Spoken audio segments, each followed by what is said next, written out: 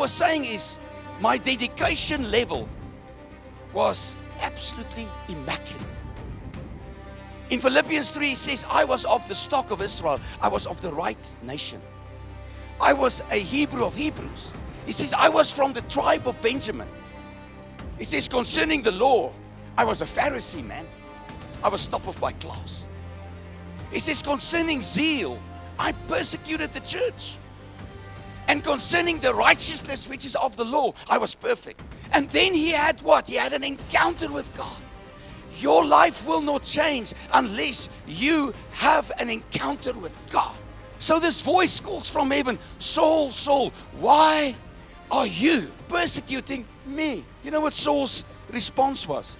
Who are you? So here is a man with incredible level of dedication, but he's got no revelation.